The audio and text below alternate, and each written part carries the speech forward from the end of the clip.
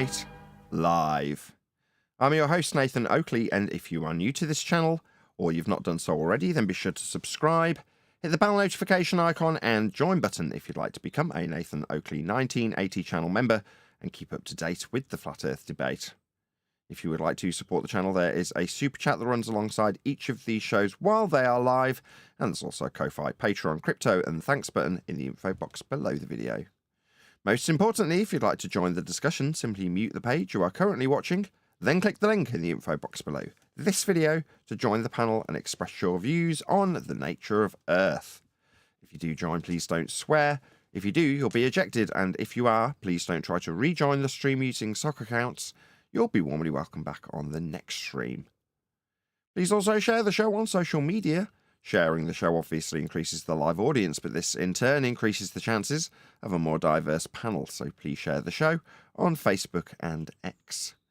Now we are joined by Brian's Logic, Neil, and a whole bunch of people in the Flat Earth Debate Discord server. So, welcome one and all. Good morning, everyone. Good morning. I haven't heard anything from Brian yet. Hello, Brian. Here unusually early. Not heard a peep out of him. Maybe he just joined because he likes having his icon on the live show. We'll find out later, I guess. We've typically done housekeeping for such a long time, right? And in the last 12 months, we've had several arguments that have come to the forefront of our discussions. And for whatever reason, that's pushed the general housekeeping questions to the back burner temporarily, right? And I'm not saying we shouldn't continue through 2024 telling people in the Flat Earth side that they should move forward on the front foot. That's absolutely going to remain my rhetoric, until something else comes along. But several things have come along. That's kind of the point. The pitch data has come along, and the Osborne Firefinder has come along.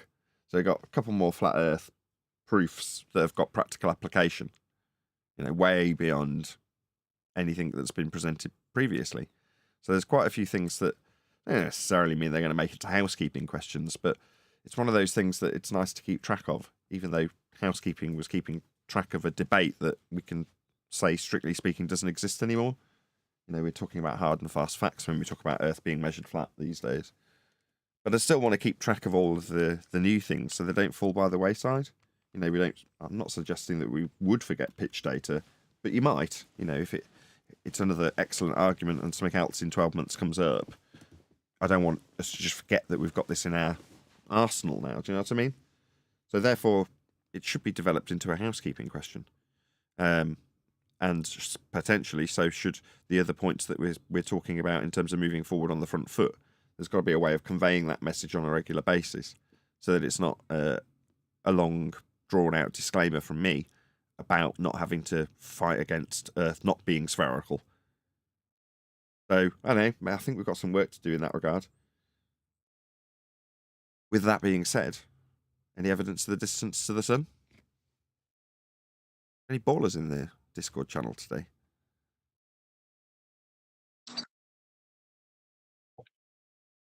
You'd need a flat Earth to measure to that sun. That much I knew. That much I know. We had G Platypus in live chat, Ballbusters chat, basically, yesterday. And after the show was done, he was jokingly throughout the live show suggesting that he could question our integrity in terms of our honesty. And after the show had finished, he was like, "No, I like hanging around here. You guys don't strike me the same as Witsit and Jaren and others like them. You don't seem like you're lying. You seem genuine." So I asked him, well, given that that's the case and we're talking about Earth being measured flat, what have you actually got to justify your globe belief? And he offered up an answer in regards to utilisation of flat Earth measurements, linking them together and calling it a ball, and then went on to deny latitude and flat Earth measurements, put them in if statements. I'm like, this guy's lying to himself. That's disingenuous. It's at worst, it's lies. At best, it's disingenuous. And I said to him, you really aren't worthy of being in our company. Now, if you want to sit around here lying to yourself about utilization of flat Earth measurements to create a ball that you still believe in. I don't want to be around those people. They're zealots. And being a nice tempered zealot doesn't change you're a zealot. More than happy to brace against us and put measurements of Earth into if statements when they're cut and dry, hard and fast, measuring Earth flat. But yeah, they need to be denied to retain a globe faith. So, those people are delusional and lying to themselves and frankly not worthy of our company. Do you know what I mean? You were there, Esther, Brian. It's pretty simple. Hey, Nathan. Oh, you're back. Yeah. Look, the platypus is one of the more amenable globers, and we get on well with him. And Kiwi likes him as well, so that likes having them on Kiwi Life. But when it comes to the topic of globe, whatever logic he has goes out the window because he has a belief. You know what I mean? It's no matter who someone is, if they have a belief that and they try to defend their belief with anything in the real world, it goes out the window. You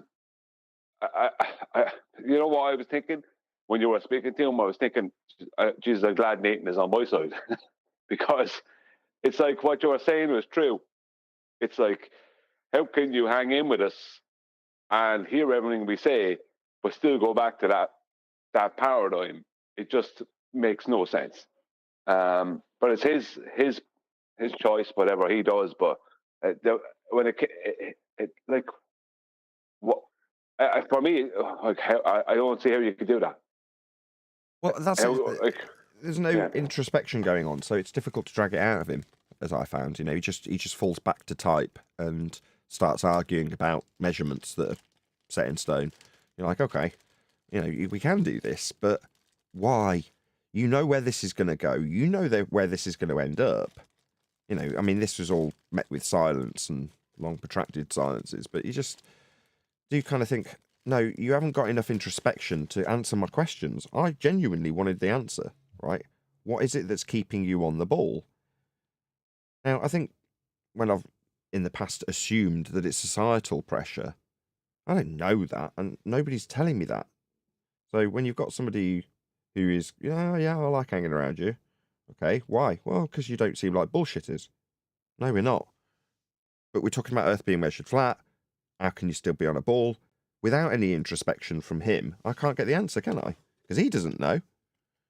He hasn't got justifiable reason. I mean, that was established pretty quickly by me. But he's just like, well, I need you to look inward and say, what is it keeping me on this nonsense tip of a belief based on something that contradicts it? What's keeping me here?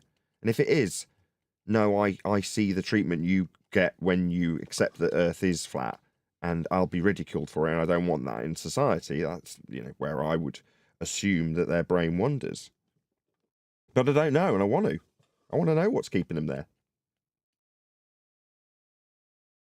Yeah, he couldn't give us. He couldn't give a correct answer. I don't think he was being dishonest. He just couldn't give a correct answer as to why he was hanging around with us at all. I don't think he knows. No, he said it's because we weren't like people like Toon and Witsit and various others that just seemed like bullshitters. And he's like, okay, well, that's a reasonable reason, but you go, okay, but you're a globe believer. What gives? Just explain it to me. Break it down. You know what you know. So what keeps you there? I keep going over it. I don't know. I haven't got an answer. Maybe I'm looking at my chat going, maybe someone's going to be giving me an answer from the chat. I don't know. What keeps me here would be his type, not necessarily his type, any of the type, really. Anybody who would be so ballsy as to deny something like levels flat and gas fill space unless contained.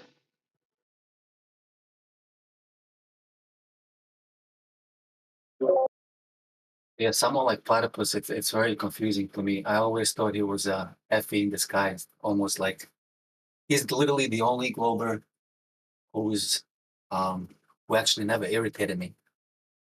I gotta be honest, man. Like it's the dude is. I have to say, he sounds smart. He has a good sense of humor, and those are not Glober's traits, man.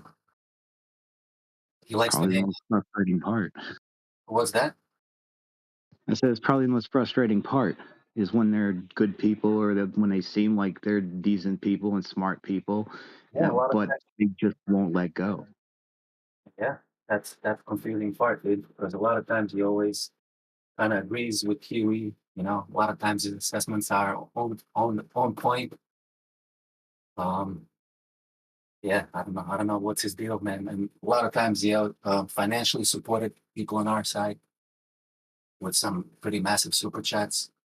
Yeah, I don't know what to think of Platypus, but he's the only Glober, like literally, who never triggered me in any way. He's kind, you know what I mean? He's not aggressive. Um, it's just confusing, I gotta say. I've got horrendous toothache, and everything's a bit of a blur as a result. Was I really mean to him? Probably. Were you there yesterday? I wasn't there yesterday. No, you weren't, Nathan. No, you weren't, Nathan. I was really thankful that you did that. Thank you. I Because can't remember what I did. I remember talking to him. I'm sorry. I can't remember what I did. I remember at the end telling him that he disgusts me as a globe believer. So I can't remember if that is just the. Are you talking about the Witcher sympathizer? No, we're talking about a guy called No, yeah. G. Platypus, and I don't know if you were there or not, Neil. I thought you were. Oh, I was there. I was there. It seems very. Yeah, and you're immediately breaking up. Someone else, not Neil. As long as I wasn't too brutal with him. No, I thought you did a good job. Dude, I was outside my house and all I could hear is you screaming at someone, and I was like, who is he cussing out right now? So I came in here and I still couldn't figure out who you were yelling at because I only caught the end of it, but it sounded kind of brutal, like from a distance. Yeah, probably. I don't know. I've got a certain amount of bottled disdain for your general typical globe believer, regardless of how soft-tempered they are.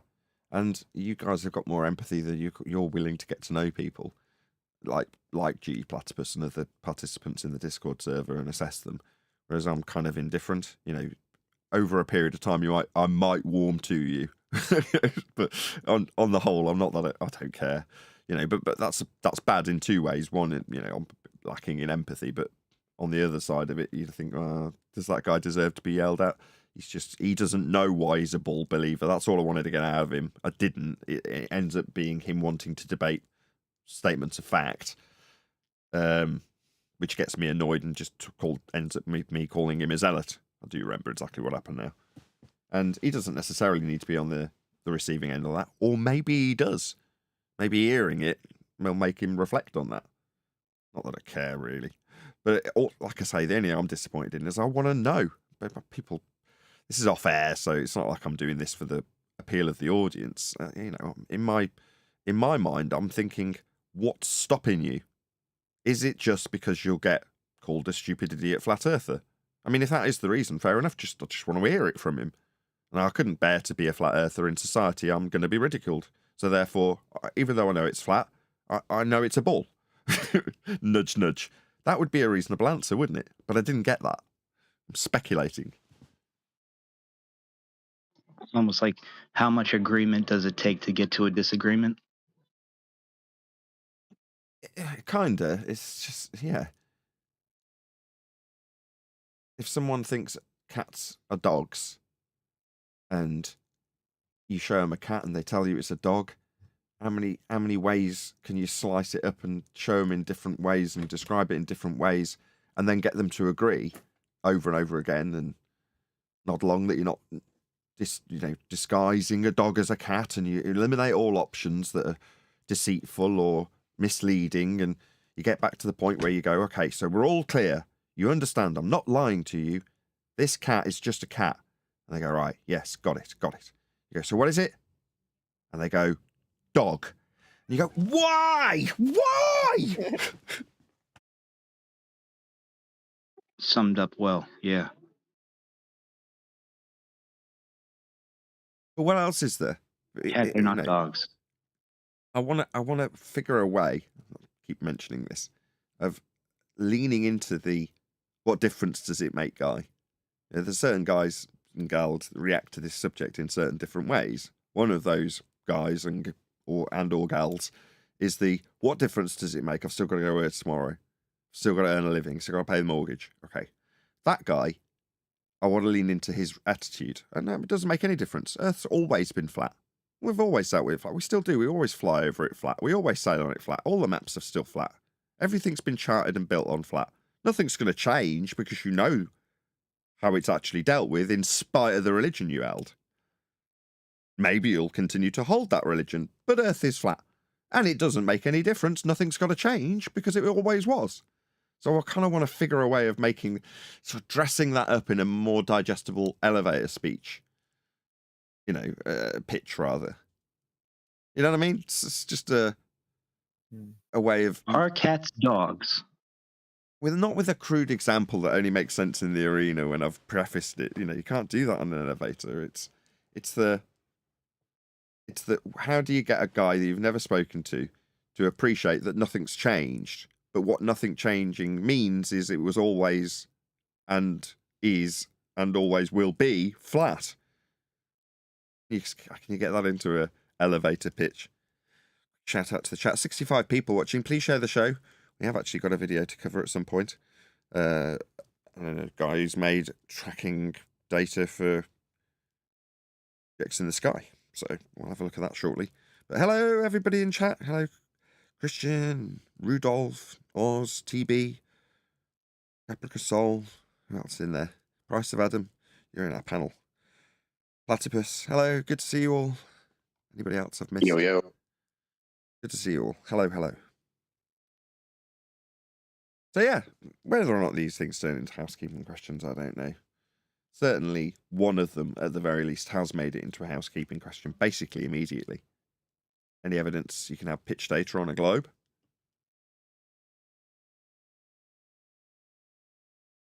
You'll need a flat Earth for that pitch data. Pitch It's data. only up and down from horizontal. Yeah, pitch data is flat Earth. But how would you, Nathan, how would you describe pitch data to somebody who doesn't even know that term? First time hearing it. Let's say they don't know what's a pitch data. How high or low the nose of an aeroplane is with respect to the ground it's flying over. Flat, horizontal. Given in degrees with respect to that horizontal. How high or low the pitch of the airplane's nose is, and actually chord line of the wings, well, that's angle of attack, in relation to horizontal. Don't say the surface of Earth in relation to horizontal. In relation to horizontal. Why don't say because the it's surface the of Earth? artificial horizontal that's been created that's parallel with mean sea level by the mechanical gyro. Yeah, gotcha. For the attitude indicator. No, you're absolutely right. When I say the surface of Earth, well, no, they're not skating along it, but all parallels, right? So when I say that, in my mind, in my defense, it's like, obviously, the established horizontal in the sky is parallel with the ground. What with it being horizontal and all, as shown in the pitch data. But it does need that disclaimer, because if I just say the ground, it's like, what do you mean referencing the ground? No, a parallel plane, parallel with the ground, which is what's shown in the data. It has to be. Can't be anything else. Can't have pitch data on a globe. Can't have a horizon on a globe.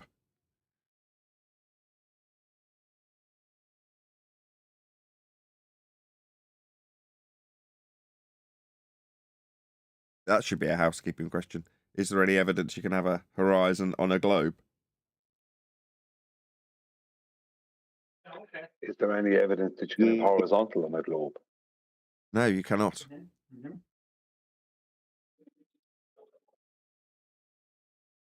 Right. So for the layman,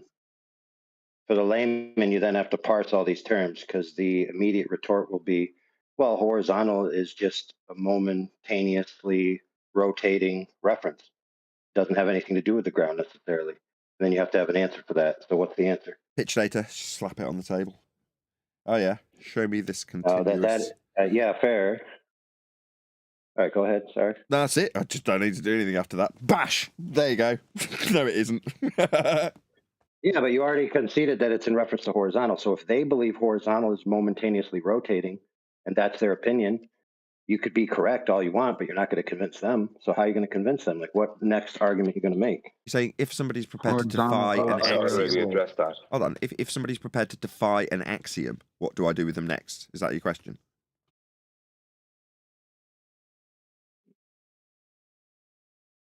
Well, keep in mind in their worldview, horizontal, right, is not the same thing you mean by horizontal. So if you say horizontal and you say this is what it is, and they in their mind see something else, then you have to parse those terms to where they understand what you mean by it, right?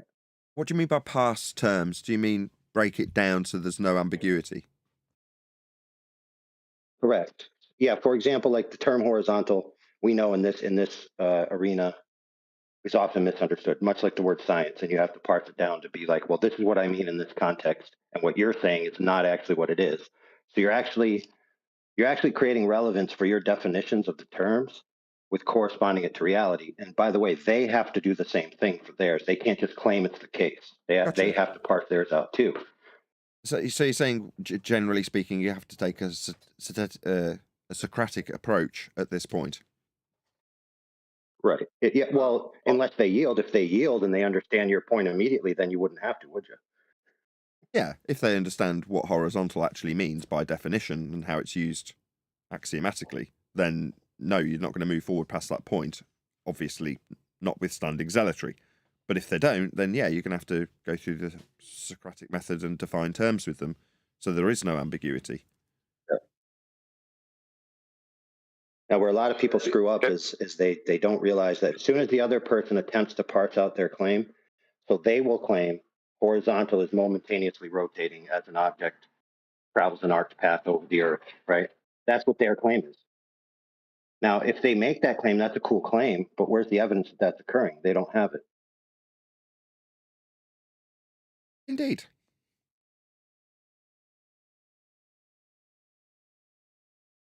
Right. Is there anything else? Because we're going to go on to this video, if not.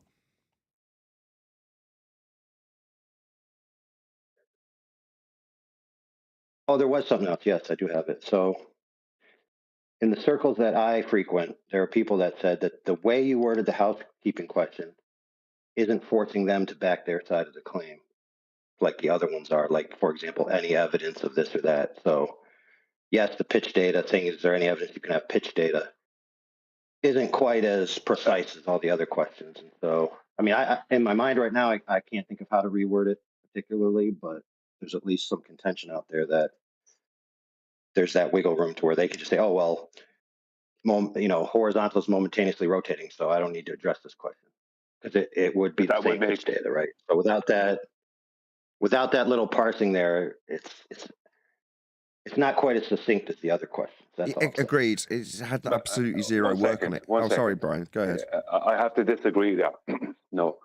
Horizontal is a constant orientation. It can't change in relation to itself. It can't have a slope that's at a different pitch to itself. That can't happen. What they're talking about is incomplete non-reality. It's not horizontal. Horizontal can't exist on the paradigm they're claiming. I went through this in a response video to their responses, that was the main one. And I pointed out... Yeah, that's fine. I would tend to agree with that. Yeah, I would tend to agree with that. The problem is that what you just said isn't in the question, is what I'm trying to say. Yeah, it needs work. I agree. What I've done, so it's definitely a work in progress, is slipped it in. Any evidence you can have pitch data on a globe. That's nowhere near good enough. Now, to be fair, I'm only proffering something that someone told me in 24/7 because someone offered them that argument.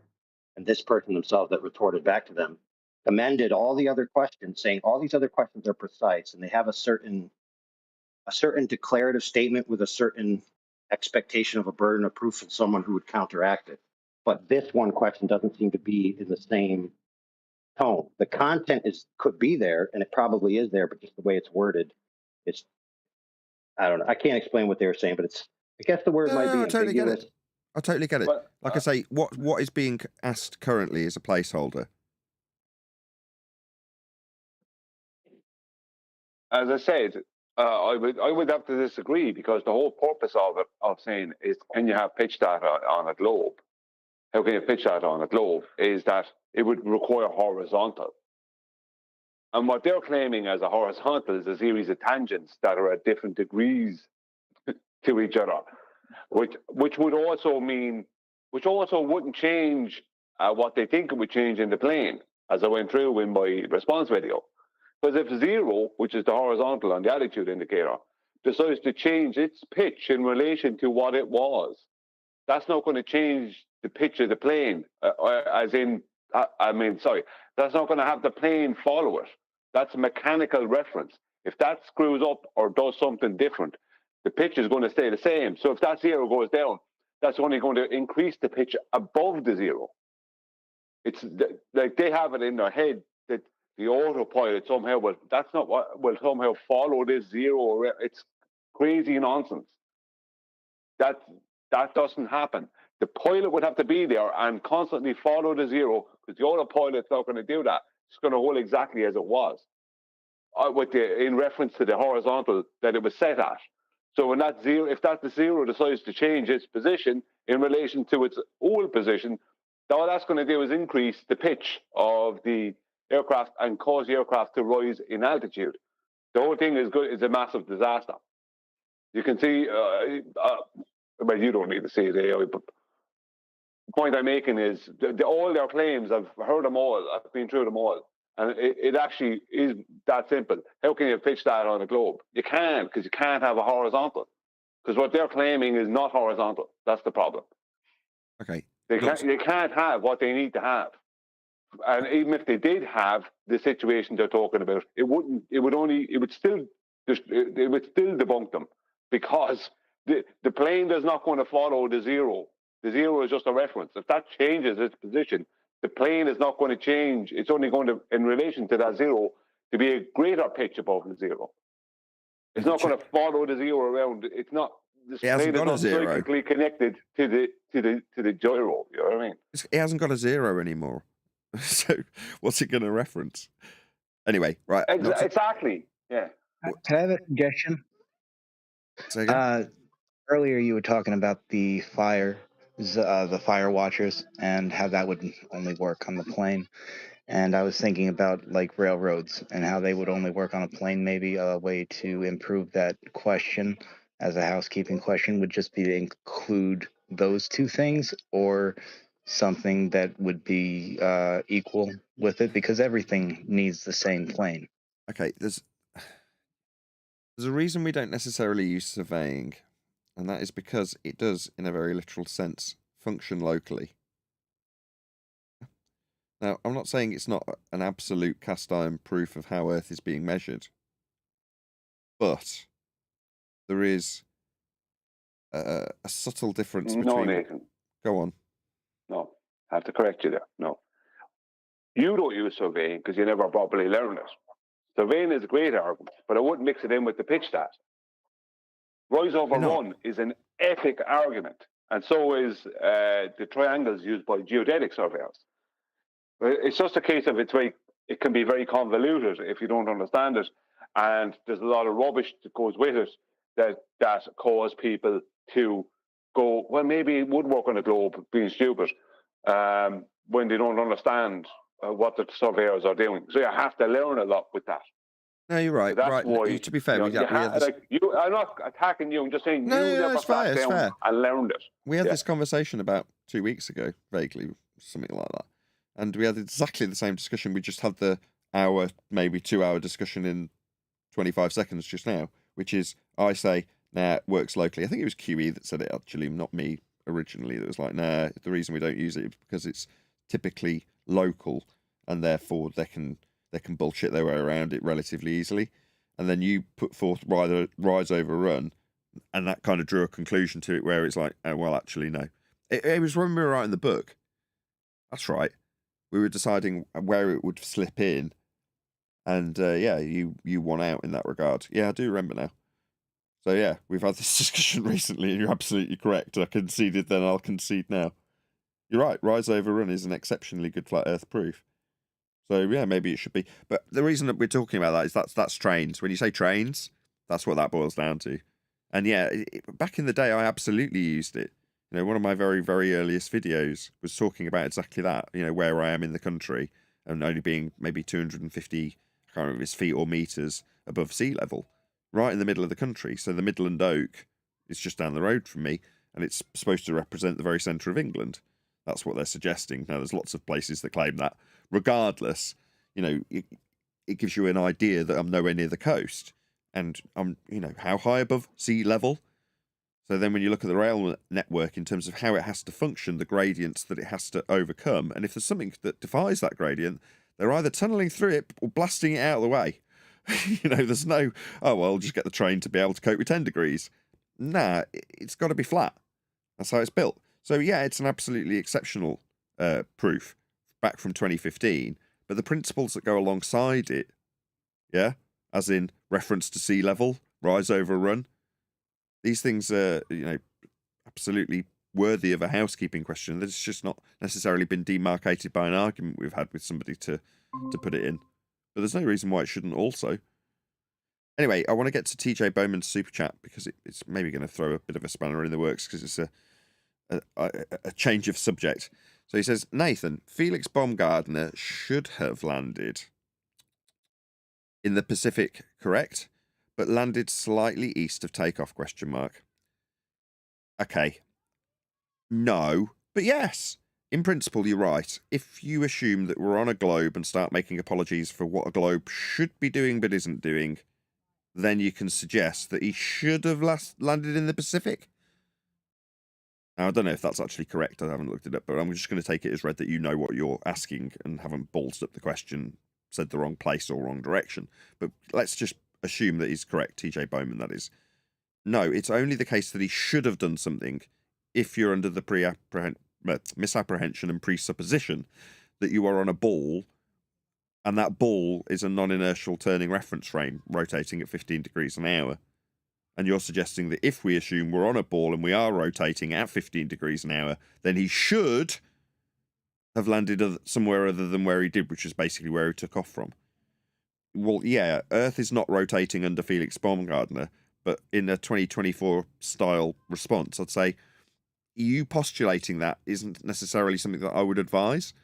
If an opponent puts it to you, then fine. Obviously, you'd rebut with, no, Earth's not a non-inertial turning reference frame turning under Felix Baumgartner to induce a Coriolis effect. Check out Felix. He looks like he's curving. Nah, it's just us turning underneath, said nobody ever. Because we're not turning underneath Felix Baumgartner to induce Coriolis effect of deviation that isn't really occurring as we turn underneath stuff. But that's their positive claim, not ours. In terms of us, when it comes to Coriolis effect or Earth rotation, as claimed by our opponents, it's a non-positive claim. I don't have anything to claim. It's the same with upward rising Earthers. You know, Lite try and force me into a position, or any of our panel into a position where we're making a non-positive claim about being stationary. No, we don't have a claim. We don't have a horse in this race. I don't have to prove anything. What's that? I've got to prove it's not doing something. I don't need to do that. Ever. Hope that answers your question. TJ Bowman, thank you very much for the super chat. Also, shout outs Unitox Femu, thanks for the super chat, Sasha. Learn Croatian. Look for word Ravnica. Welcome to FE. Ravnica in Croatian. He's saying look it up, and then in regards to it, he says welcome to Flat Earth. He's got 3 thumbs up, so presumably a few of the chat have actually looked at what that means, Sasha. Sasha got it in the neck too, in regards to FE Platypus or whatever he's called. So while I was trying to break it down and there was a long stony silence from Platypus, Sasha stepped in. Can I ask a question? No! Sit down!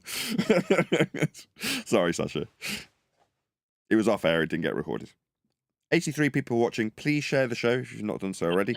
I've actually put a link, I'll do it again now, to the video we were about to cover, which is called... Let's move my OBS out of the way. Oh, where the hell's that video gone? Oh, here it is. Oh, wrong one. Here we go. It's called Journal of the Geocentric... What's the rest of it? Cosmology. Okie dokie. So, yeah, please let him know at Nathan Oakley 1980 sent me with a polite comment. There is a link going by to this videographer's video. And from what I've heard from Vlad, this is somebody akin to David Weiss in terms of what he's presenting on his app. Now, I'm completely green to this. I don't know if you want to give us any preamble, Mush. Feel free. No preamble, man. Just Dave Weiss 2.0. That's all I can say. Dave Weiss 2.0. Okay, well, let's see what he's got to say. Thank you. On November 9th, Stephen will present his revolutionary astronomical model. Hey there, thank you all for listening. So on November 9th, I invite you to join me on a live stream. There's 2 slots and they're spread 6 hours apart. So, apologies if you're epileptic and you're watching him with his flashing light. So I'm hoping that you'll be able to make one of the 2 times. I want to present the revolutionary astronomical model I made. It's a flat Earth model, but it has to be because we have multiple observers. We have to be because we have multiple observers. What? Why would that infer that it has to be flat? Ugh. I mean, we've already got maps and models. They've got plenty of distortions. Most of them have gone through a process of globe projection before becoming flat again. So there are plenty of maps that require Earth be flat for the angles to the stars to function with them. But you're saying because we've got multiple observers, it's got to be flat? That's pretty poor. This is something globe-based models cannot do and never will be able to. Because if you try to take what I did and what are they doing that they can't? Wrap it around a ball, you'll just end up with another stellarium or a sky safari. Stellarium? What's he talking about? Stellarium's plotted with respect to the celestial sphere, is it not? I'm not that anyone familiar with Stellarium. Stellarium. Yeah, he was a flat plane. Yeah, it's a flat plane, right? Those apps exist. It doesn't use the surface of a globe. You'd have to use the equatorial plane at vernal equinox kind of thing for Stellarium. Whereas that would be at the center of a globe, stretched right out into the celestial plane, blah, blah, blah. Maybe he's talking about purely just the surface. No. I mean, I have used Stellarium once, or maybe twice, if it's the software I'm thinking of, and it doesn't give you the surface. It gives you the sky, and correct me if I'm wrong, it's not showing you a surface plotted in respect to a PZX triangle, is it? Unless I'm very much mistaken. Giving you the sky, is it not? With reference to a flat plane. Yeah, that's what I initially said. It doesn't, see, it's a bit bizarre looking, Stellarium. It doesn't give you the sky as you actually see it, because they're trying to somehow involve a globe. But it doesn't use a curved surface for you to stand on. You're standing on a reference plane in Stellarium. Yeah, you're on the metaphorical equivalent of the equatorial plane in hell. But what they're projecting out, I understand that what they're trying to represent is a curved view. It's just trying to present it in a perspective manner in the software. But it's still with respect to a flat plane. Now you're saying if you try and do it, you'll end up with a Stellarium model. It's like, no. Any claim to be, and I don't think that's the case with Stellarium, even if it is projected through PZX triangles, its heart is in flat Earth angles regardless. But either way, all heliocentric claim to be models, which they're not, have their origins at the equatorial plane. They're all from the centre of hell. There is no exception.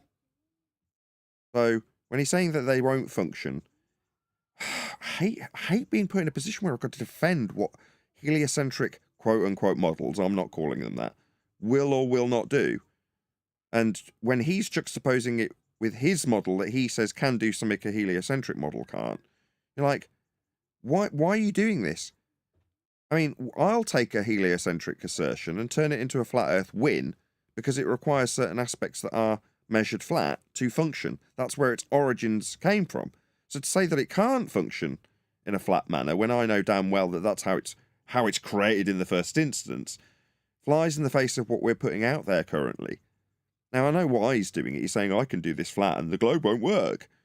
You're like, oh, yeah, but it's kind of poorly researched and comes off looking like you don't really understand what a heliocentric model can and cannot do as you're defining it as a model. Anyway. You can see when the sun will rise, but what I made is a model that shows how the world, the entire universe, really works, right down to the planets and stars. So even the Southern Cross constellation, we can now learn about how that really works on our... Do you mean how it really works? You know, what... Does he not realise we've got star charts and we've been tracking these things for, allegedly, thousands and thousands of years? Like, really accurate. We can tell. We've got a method to show, like on a clock, what the next second will be as it ticks along through its pattern. You know, we've already done all this. Or flat Earth. And it's fascinating. All of those descriptions that originated from, what, angle measurements to stars off a flat Earth anyway? We've already got this. But they're put into practical application and, like, this model that you're creating. Ugh.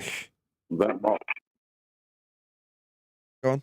That model right there seems to be a lot of flat plane celestial sphere models separated on a larger flat plane. Yeah, well, I don't think they're celestial spheres. He's got a flat plane with perspective view domes. It's like so half-assed. While we're explaining how that creates a heliocentric projected view with PZX triangles off a flat plane in the centre of it, he's taking a perspective view and slapping it all over this flat azimuthal equidistant projection with lines from the sun and saying it's got to be flat because we've got multiple observers. Like, oh, God, man, it makes me cringe. Fascinating, because what I want to do on this live stream is I'll give you my cell phone number so you can call in, tell me where you live. I can look up the location automatically because we're a mapping platform. That's one other thing. I'm not even going to type in GPS. Just tell me where you live. Toronto, New York, Tokyo. It'll plot you automatically. That's one of the pro features. But Really? Oh, yeah. And pray tell, how will you be plotting this? What chart or map will you be using? And what were its origins? This is so flawed. Oh, what a joke. Does anybody else find this embarrassing? Yeah, but what you have is multiple observers all taking angle measurements off a flat plane to a fixed point in the sky, the actual position of the sun, which the actual part is he's going to have a hard time with. Yeah, but that's not what he's saying, man. It's what we did 10 years ago when I tracked the sun on a Flat Earth Live and asked people to tune in and give us their solar noon, sunrise and sunset at various points. We matched it up with the azimuthal equidistant projection and in the course of 2 different events showed where it was inaccurate and then moved on with our lives. But I wouldn't suggest for 1 second that me just basically checking whether or not a globe projection actually functions correctly when you look at where the sun is or not. And if I was to turn that into, well, actually, I've created a new model. Obviously, I'll be plotting your locations with respect to where we're going to show you on a globe projected flat Earth map. It's like, this is riddled. It's amateur night. It's an indictment on me personally from 10 years ago also, but I'm happy to take that on the chin too. It's like the methodology beyond what it achieved, which is showing that the azimuthal equidistant map doesn't work in the way it's designed and suggested it should work. It's inaccurate. It's off.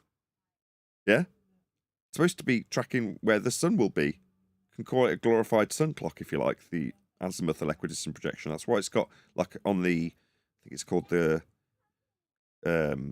Gleason's. I think it's got a clock around the outside. It used to have, like, literally hands for you to point the position on the map from the centre point. That's what azimuthal means. Works from the centre out. Well, that function, we checked. We saw if it worked, and it didn't. Now, you can blame it on time zones. You can blame it on whatever you like. It doesn't really matter. Once you've invalidated that map, globe projection, Gleason's projection, whatever you want to call it, the as it is map, well, that's it. You move on with your life, don't you? You don't start basing other skewed models that you create in. I mean, this is shite. Look at it. Like, I've asked it once, but is nobody else embarrassed by this?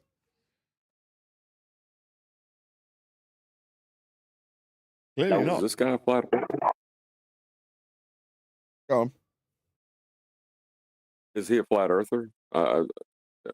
Should I be embarrassed about it? Yeah, I think he's a flat earther. I think he's got the best of intentions. No offense to you, mate. More Stephen. slippery slope than anything.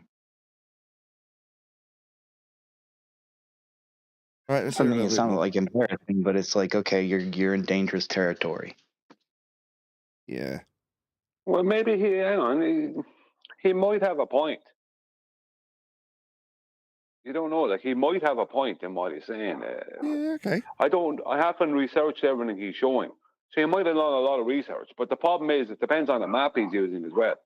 If he's using an AE map, then he has, for instance, an Australia that's twice too big or something like that. Yes, he That's is. not going to help matters. Well, no, it's not. You know, things like that.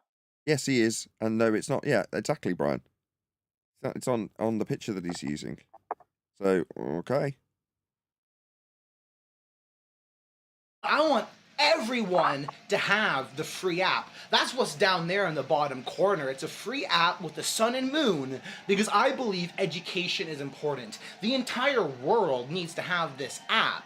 You learn celestial mechanics. It is a possibility. No, I don't want to be that guy, but I have to be that guy. There's a possibility that he's not actually a flat earther. The whole purpose of this is to make us look bad. Now, but then again, flat earthers are very likely to do exactly what he's doing. So it's hard to know. So you learn how the solar system works, and you can go out. Doesn't sound like a flat earther. So how the solar system works. Heliocentric terminology much? Go ahead, Refracted or Brian, whoever that was. It's me. I was like, yeah, that's why I was confused. Hold on, Adam. Refracted, then Brian, then Adam. I was just saying, that's why I was confused when I came in. I thought he was a heliocentrist trying to play like he was a flat earther to debunk flat earthers. He's saying that education's good and you need to learn about the solar system. What the solar, as in the sun-based at the center system that heliocentrists use. No, this guy seems like he's sketchy. He's using the wrong terminology, which kind of gives him away. What were you going to say, Brian? Obviously not. Adam? Oh, go ahead, Brian. Sorry. Nathan, like, what can I do if I'm coughing? I can't open up my mic and cough through it. That's, you know what I mean? Give me a second. Go on with the show. It doesn't matter. It's all right. My point is that he's likely not a flat earther. Yeah, it could be a grift. Go ahead, Adam.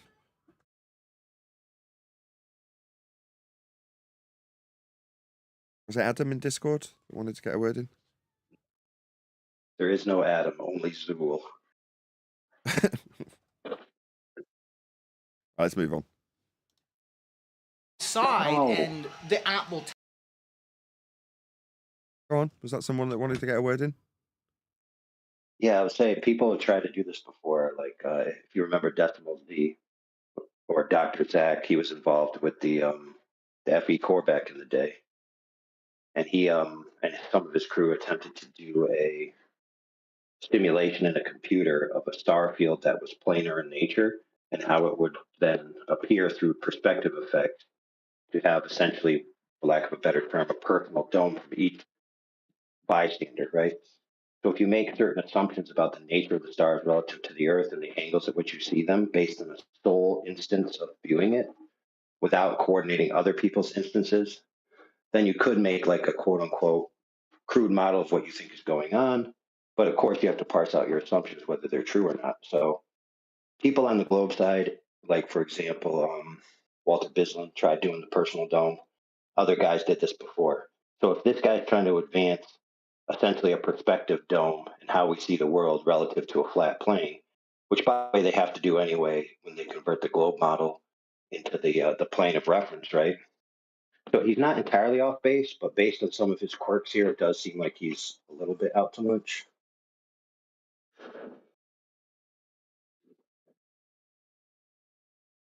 Right.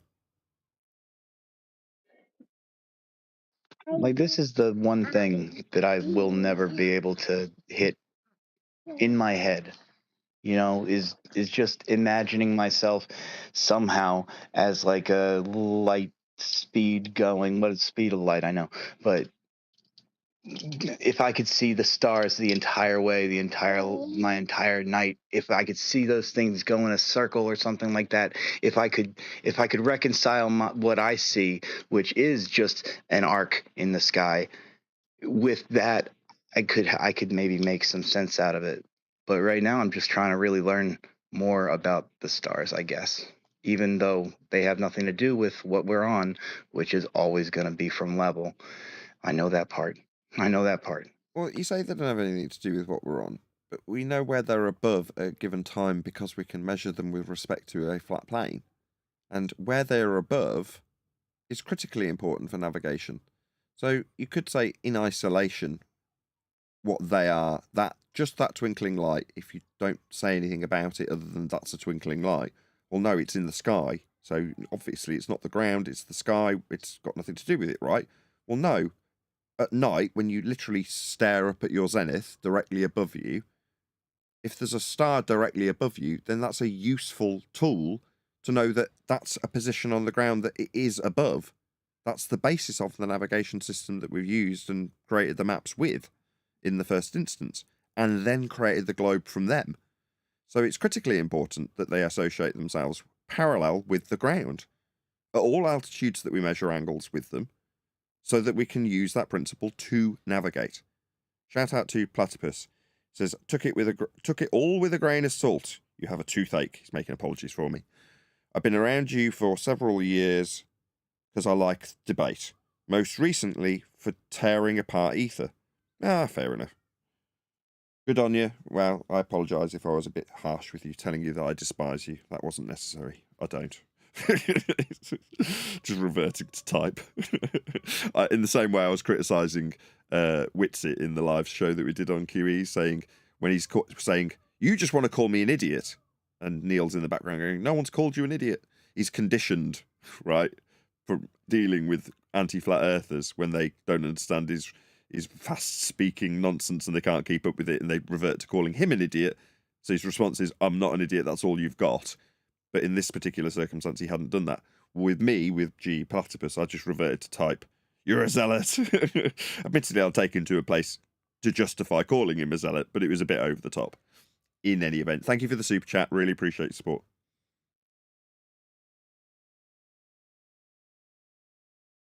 Tell you that your sunrise will be at 7 o'clock or whatever time it will be, because this is the real life flat earth model.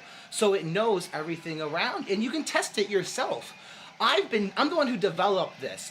So I've been testing it now myself for about 6 months to a year, and I'm very confident in that. That's why I want it to be a free app. I'm not trying to scam you or do anything. I want it to be a free app that Why? I'm not trying to scam you. Up until this point, there's a good chance nobody thought you were. I mean, we're dubious about what you're saying and criticising it for what it is. Yeah? And earlier, I think I might have hinted, maybe this is a bit of a grift, right? But we only hinted at it, but now you're overtly telling us it's not a scam. Oh, well, that alleviates all concerns. Sarcastic. He might be throwing shade, too. It might be him throwing shade at Dave Warren. Yeah, brother, that's what I got. Oh, okay, you're reading between different lines than I'm reading between then. That you can then have to learn about how the world works. And I don't even care if you believe in the flat earth or the globe. This is an astronomical model that allows you and your friend to see their perspectives at the exact same time. And what does that mean? See their perspective at the exact same time? That's not even a sensible statement to make. Yeah, I can't see someone else's perspective at the same time as mine. Yeah, well, if you had a screen that represented from their viewpoint, maybe. So, like, if you're looking at an object, someone else is looking at an object, obviously you can't see through Nah. their eyes. Let me But get if you had a simultaneous no. camera at both viewpoints, then yeah. He knew I was going to object with both viewpoints. What, like a 3-dimensional camera that can give me perspective, sort of thing, like a 3D representation, holographically presented for me to enjoy their view at the same time as mine. I'm going to go with no. Yeah, but he couldn't do that unless he's modeling it in software, because he couldn't have the cameras at both locations. So it ultimately would be a software model. Hold on a minute. Are you telling me there's a problem with your subjective view of a claimed objective view of a subjective view? Yes, I am. Yeah, that basically is what I'm saying. Good summary. You can test this against a globe app such as Stellarium or Sky Safari, or you can even call up your friend and see when the sun is overhead. So my app will accurately tell you what I call the solar noon. Will it? Okay, based on what? Oh, shout out to GJ Bowman. Thank you very much for the super sticker. It's critical hit. Fair enough. It's when you look up and the sun's right above you. So as you know, on the real life flat earth model, the sun's going like this, and it goes closer to the North Pole, out to the South Pole through the seasons. Does it? We'd need to know what it was for you to make that assertion. Have you verified this? Have you checked what the sun is? To make these claims? To make these statements? I know where it's above at given times. That's about it. Telling me it's going faster, moving in... I don't know if it's doing that. I just know where it's above at a given time. Describing what it's actually doing to achieve what we perceive. I can't do that. I can't validate that. I can't even assert it. I don't know what it is. It's outrageous. But as it's doing that great circle loop, the sun's above Great circle route, another globe term. you, and it does that once every 24 hours. You can call people in Brazil, say, hey, is the sun above you? Look up, they'll say, yeah. Anybody understand at this point, we're 3.5 minutes into this video, what's the app for? What is described to me so far is I can call up a mate and tell him when their solar noon's going to be. What's this app for? You see, that's the thing. That's one of the weird things about it. It's not necessary. The Stellarium uses a flat plane reference. So it's not necessary. This, I don't know. And he doesn't have, like, the map he's using is just a stretched globe map. As I said earlier, Australia and places like that will be all stretched out or in the wrong position if you're talking about Tahiti. You know, something is not right with this. And then my model's in nothing 3D. wrong. Go on, John. There's nothing wrong with a subjective, objective, subjective view of the world. That's obviously not crazy. So this has never been done before. Like, if it had never been done before, how have you got things to compare and contrast it with? This is stupid.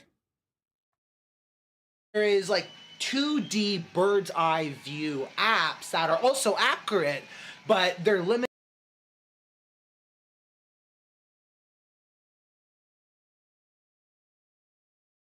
Like, this video's gone a bit squirrely. Very squirrely.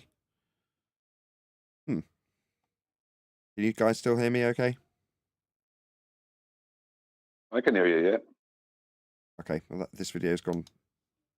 Actually, everything's gone a bit squirrely. It's not letting me stop screen sharing either. Okay, well, obviously I'll have to sort that out in the after show.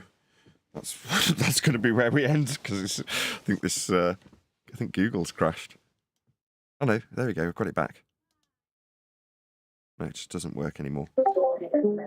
What happened? Did we lose sound? Nathan, did you get muted or something? Can you not hear me in Discord? Introducing senior developer and flat Earth researcher. Oh no, everything's Stephen going Alonso. squarely. Right, I'll have to sort that out in the after show. Plan B, go to the camera and round out the live stream. With that, I say if you are watching this on either Nathan Oakley 1980 or Nathan Oakley Premiering streams, then stay tuned as there will be an after show to follow. Unfortunately, if you are watching this live, this is where we bid you farewell. So I'm being heard. Yes, I am. So a huge, massive, enormous thank you to all of you. Smashed the super chat, liked, commented, shared, subscribed, joined as a Nathan Oakley 1980 channel member, and all that good stuff. I've been Nathan Oakley, and I'll see you all in the next video.